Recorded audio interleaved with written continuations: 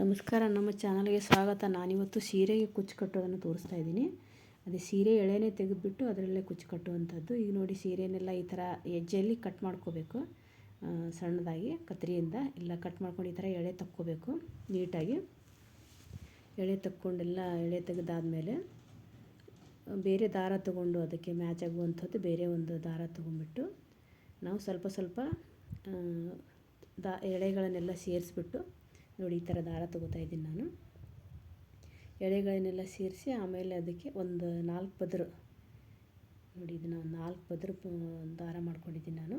2 layer 4 layer ಸ್ವಲ್ಪ ದಪ್ಪ ಬರಬೇಕು, ಒಂಥರ ಮುತ್ತು ಹಾಕಿರೋ ಥರ ಕಾಣಿಸ್ಬೇಕು. ಇನ್ನೊಬ್ರು ಇಲ್ಲಿ ನೋಡಿ, ನನ್ನ ಮಗಳು ಹಿಡ್ಕೊಂಡಿದ್ದಾಳೆ. ಆ ಥರ ಸ್ವಲ್ಪ ಎಳೆಗಳನ್ನು ತೊಗೊಂಡು ಯಾಕೆ ಹಿಡ್ಕೊಂಡಿದ್ದಾಳೆ. ನಾನು ಆ ಥರ ಕಟ್ತಾಯಿದ್ದೆ. ಇವಾಗ ನಾನು ಒಬ್ಬಳಿಗೆ ಕಟ್ತಾಯಿದ್ದೀನಿ. ಇಬ್ಬರಿದ್ದರೆ ಚೆನ್ನಾಗಿರುತ್ತೆ, ಒಬ್ಬರೇ ಆದರೆ ಸ್ವಲ್ಪ ಲೇಟ್ ಆಗುತ್ತೆ. ನೋಡಿ, ಆ ಥರ ಹಿಡ್ಕೊಂಡವಳು ಈ ಥರ ಟೈಟಾಗಿ ಒಂದು 2-3 ರೌಂಡ್ ಕಟ್ಬಿಟ್ಟು ಅದನ್ನು ಎಜ್ಜನ್ನು ನೀಟಾಗಿ ಕಟ್ ಮಾಡ್ಕೊಂಡ್ಬಿಡ್ಬೇಕು. ತುಂಬ ಚೆನ್ನಾಗಿ ಬರುತ್ತೆ. ಅದು ಏನು ಹೊರಗಡೆಯಿಂದ ನಾವೇನು ಎಕ್ಸ್ಟ್ರಾ ದಾರ ತೊಗೊಂಬರ್ಬೇಕು ಏನಾದರೂ ಈ ಥರ ಏನೂ ಅವಶ್ಯಕತೆ ಇಲ್ಲ. ಇರೋದರಲ್ಲೇ ಕಟ್ಟೋದು ಒಂದೊಂದು ವೆರೈಟಿಯಾಗಿ. ನೋಡಿ, ಎಜ್ಜಲ್ಲಿ ಸ್ವಲ್ಪ ದಪ್ಪ ಬರುತ್ತೆ, ಯಾಕಂದರೆ ಅಲ್ಲಿ ಜರಿ ಎಲ್ಲ ಇರೋದ್ರಿಂದ. ಇಲ್ಲಿ ಮಧ್ಯಕ್ಕೆ ಸ್ವಲ್ಪ ಸಣ್ಣ ಬರುತ್ತೆ. ನೋಡಿ, ಟೈಟಾಗಿ ಕಟ್ಬಿಡ್ಬೇಕು. ಈ ಥರ ಕಟ್ಟಿ ಅದರದ್ದು ಎಜ್ಜನ್ನು ಕಟ್ ಮಾಡೋದು.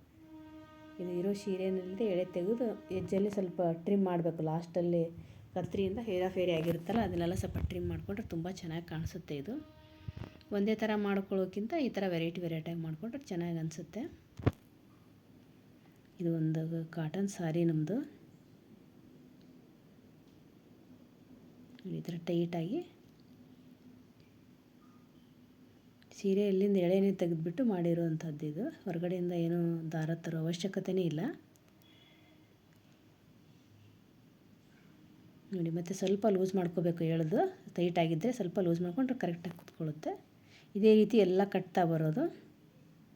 ನೋಡಿ, ಈ ಥರ ಬಂದಿದೆ. ಎಜ್ಜಲ್ಲಿ ಹೇರಾಫೇರಿ ಆಗಿದ್ದರೆ ಕತ್ತರಿಯಿಂದ ಟ್ರಿಮ್ ಮಾಡ್ಕೊಂಬಿಡಿ, ತುಂಬ ಚೆನ್ನಾಗಿರುತ್ತೆ. ನೀವು ಕೂಡ ಮಾಡಿ ನೋಡಿ ಮನೆಯಲ್ಲಿ. ನಮಸ್ಕಾರ. ನೋಡಿ, ಎಷ್ಟು ಚೆನ್ನಾಗಿ ಬಂದಿದೆ ಅಂತ. ಏನೂ ಖರ್ಚಿಲ್ಲದೆ ಇರೋದು ಸೀರೆ ದಾರದಲ್ಲೇ ಮಾಡ್ಬೋದು ಇದನ್ನು.